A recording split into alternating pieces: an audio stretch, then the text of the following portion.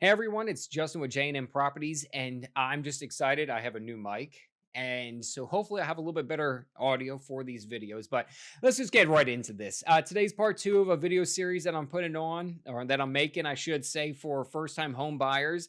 I don't know how many parts there are going to be, and I want this one to be a little more, all right, let me say, a little less formal than what my other ones have been. It's because I want to kind of have the conversation that I generally would with my clients, especially my first time home buyers, and what to expect whenever you're going through a home and what you should be inspecting when you're going through the home. At this point, I'm assuming you already have your realtor, you have your time frame, you have your lender, so you know what kind of price range you want to be in. Now we're going to dive a little bit further into that to start things off, and then we'll just actually work our way through everything up to the point where you think you want to actually put an offer on a home.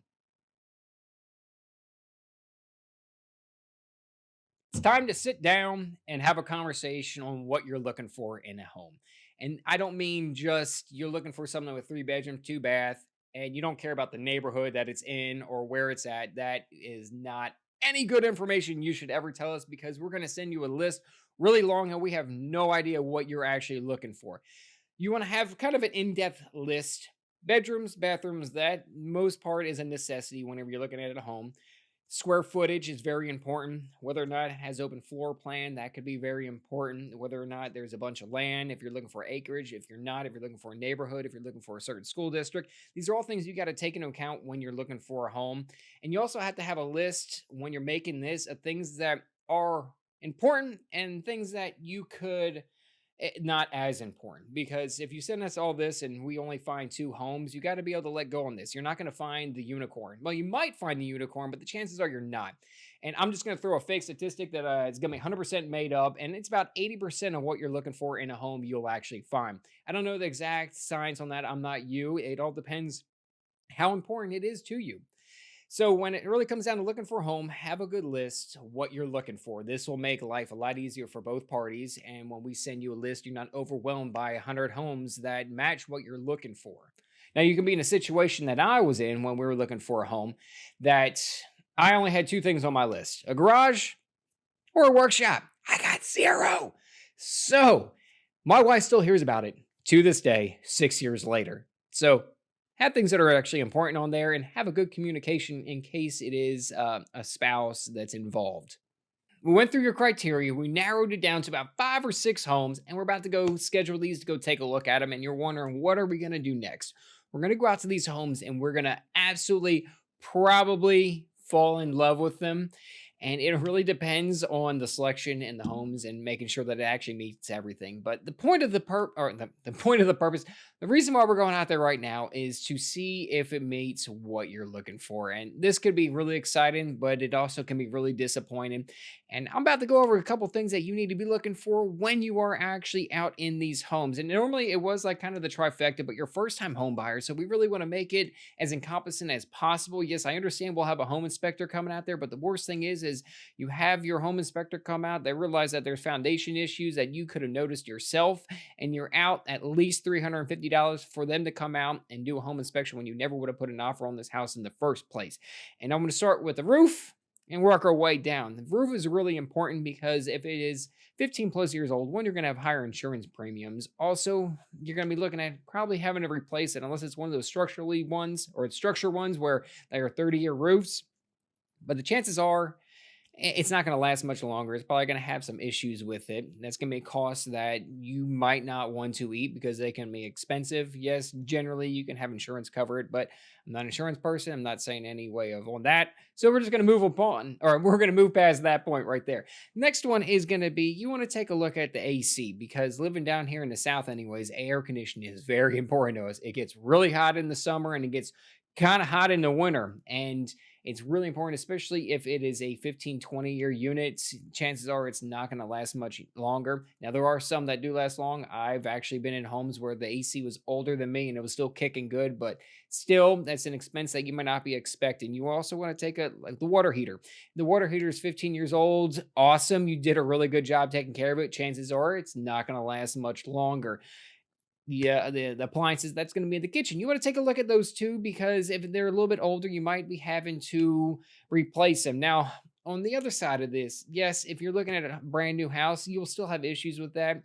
And that's where I come down on to once these things get into negotiations, which I would be talking about anyways, is yes, you can get a home warranty and it can cover these things. You have insurance that in case something goes wrong, it will be covered. I know we brought our house, or when we bought our house, it was completely renovated.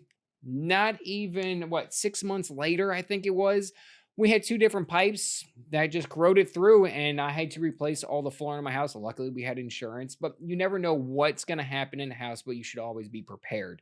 Also, foundation. That is another big important thing, because if you have a crack that's going right down that living room, like I said, chances are you want to put an offer on the house and it could potentially have more issues with it. Now, some places will warranty that once it is repaired, so that if you're able to live with something like that, then I don't speak for you. I just help you guide, or I help guide you through the process of looking at these homes.